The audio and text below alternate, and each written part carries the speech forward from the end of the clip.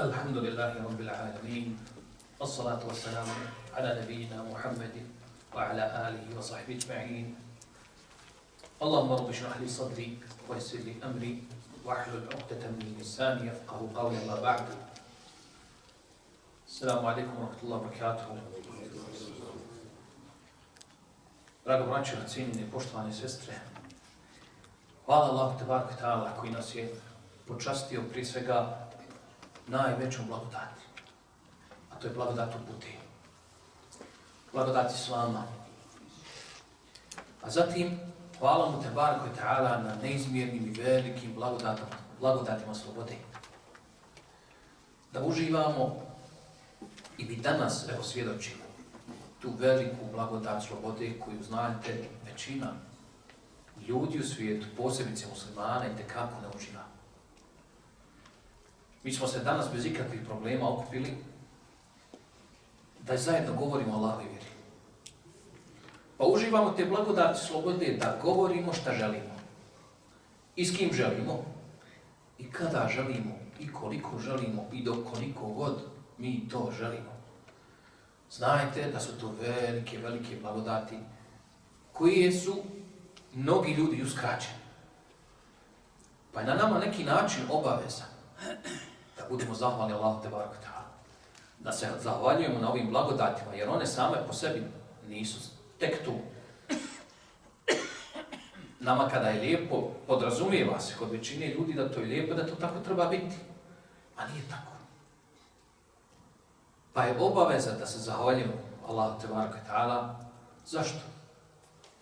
Zato da bi nam te blagodati potrajale, kako kaže Allah tebareke ve taala: la in shakartum la azidannakum. A ako vi meni budete zahvalni i budete zahvaljivali, ja ću ovdje potvrda došla, la azidannakum, dupla potvrda. Ja ću vam uistinu i zaista još više dati. Pa ako želimo da uživamo ove blagodati i da nam potraju i da budu veći, na nama je da zahvaljujemo na dva načina. Prvi način, da zahvaljujemo riječima, pa da kažemo: Gospodar, hvala ti na blagodati zdravlja, na blagodati sigurnosti. Znate dobro, draga braćo i cijenjene sestre, da umet nikad nije živio sigurniji. Nikad nije živio, pogotovo ove zemlje skandinavske, kažu nisu imali 300 godina rata.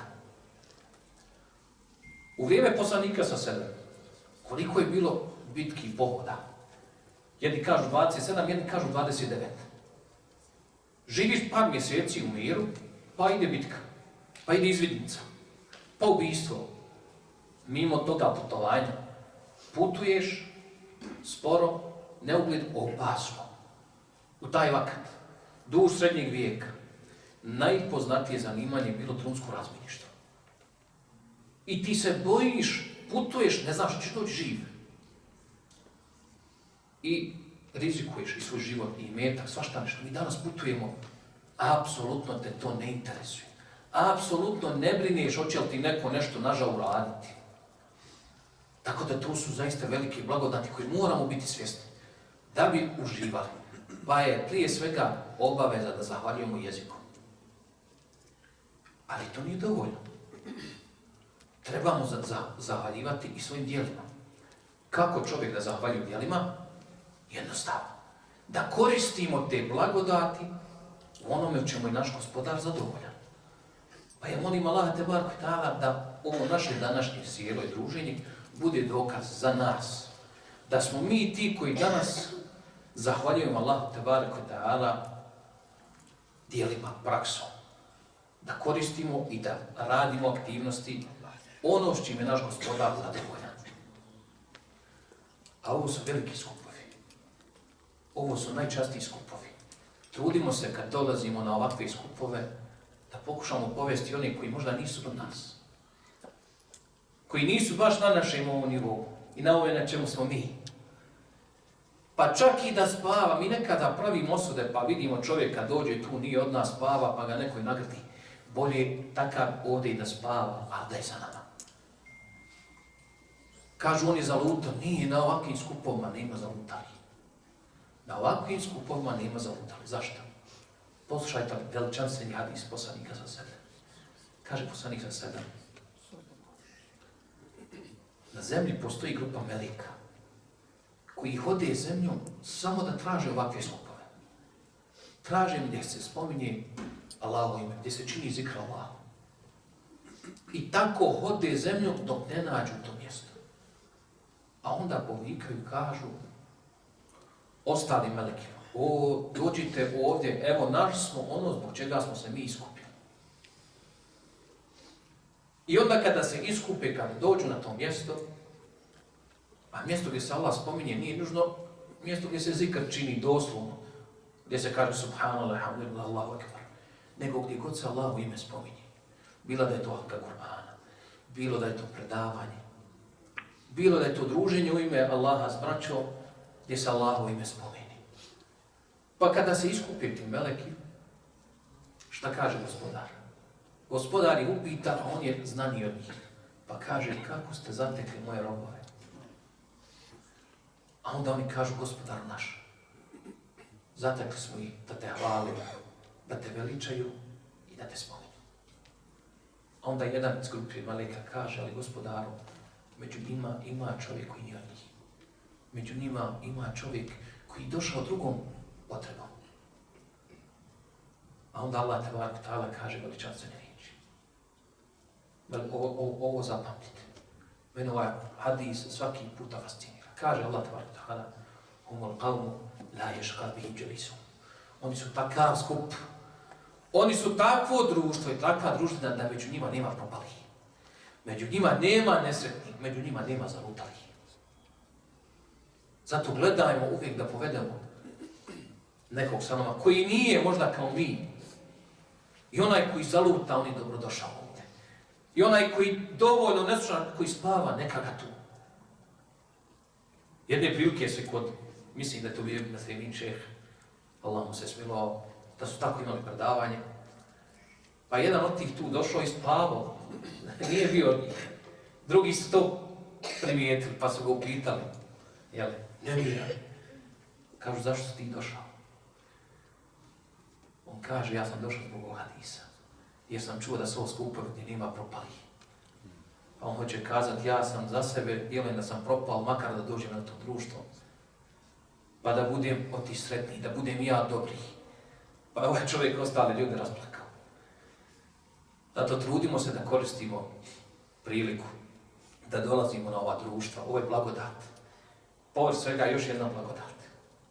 Danas nikad nije bilo jeftinije tražiti znanje. Nikad manje nije koštalo okupljanju ime Allaha. Koliko se danas plaća ulaz da se sluša ovo predavanje? 0 kruna, je tako? Ne moraš euro da uplatiš, doćeš. Dobit ćeš i svesku, dobit ćeš i kahvu. I ne samo to, ko pokaže afinitet da uči, da je revnosan, da se ističe, dobit će oni knjigu, dobit će i nagrade, i posticaj, i dobit će i poklon umru.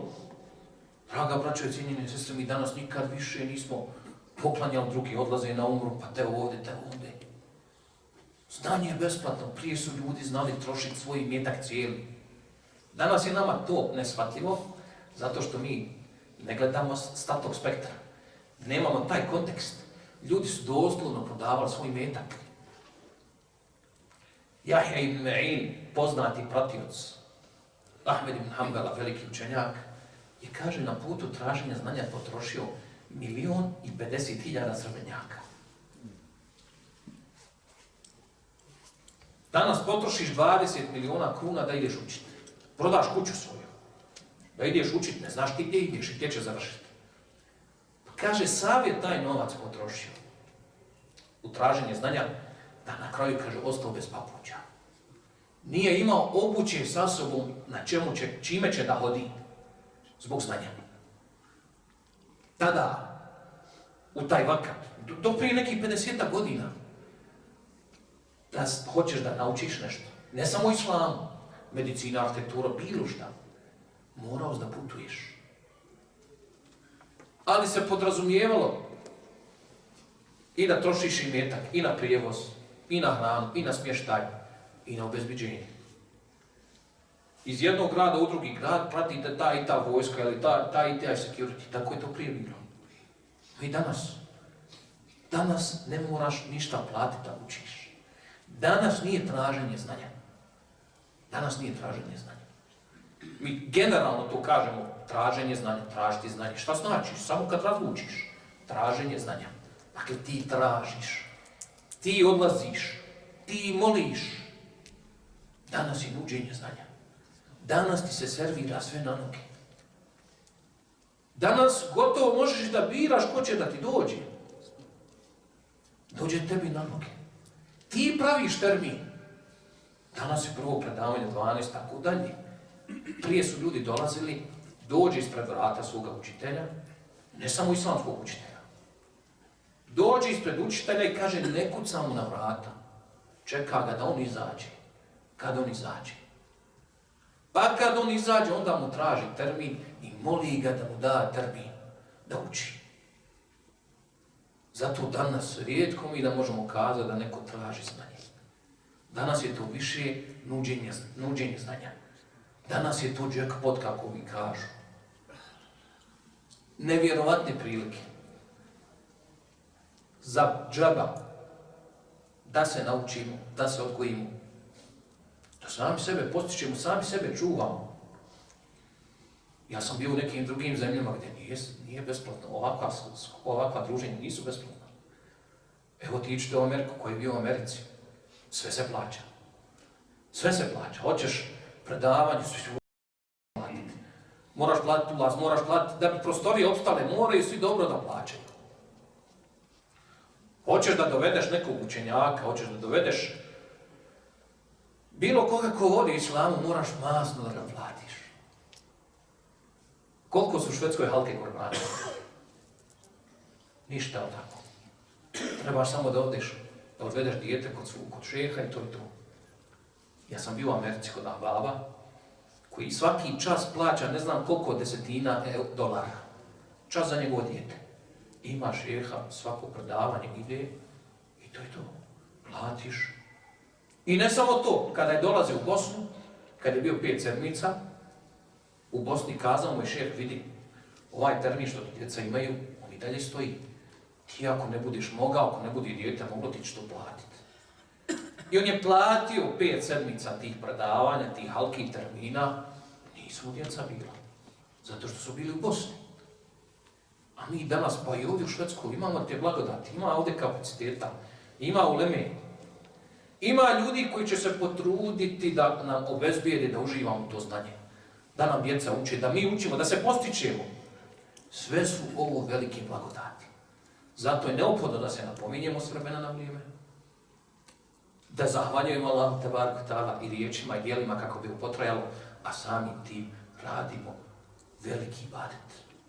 Veliki ibadet šukra, zahvali Allahu tebarek ve taala. To je jedan veliki blagodat, veliki ibadet srčani. Zašto? Između ostalog zato što su mnogi nemarni po ovom pitanju. Jer kad nam je lijepo, kod ljudi se osnovno podrazumijeva da ti je to lijepo, ideš dalje, ljudi budu nemarni. I kako se spominje u Kur'anu i drugim knjigama, ljudi kad dođu na obalu mora, pa kada ih nosi oluja, kada ih valovi nose, onda zovu gospodara. Jel dođu na obalu? Zaborav. Zato je to veliki ibadet. Da se zahvaljuješ kad ti je dobro. Da se gospodara sjetiš kad ti je dobro. I to je ibadet koji najmanje ljudi čini. O tome Allah tebarek ve taala kaže: Staidu billah, wa qalilun min ibadi ash-shakur. A meni je zaista malo onih mojih robova koji su zahvalni. Zato Allah vam dao svaki hajr. Imamo svi s tvojim blagodatima. Zahvaljujemo se Allahu tebarek ve taala, koristimo te blagodati u hajru kako bi nam ove blagodati još više potrajali, kako bi još više u tome uživali.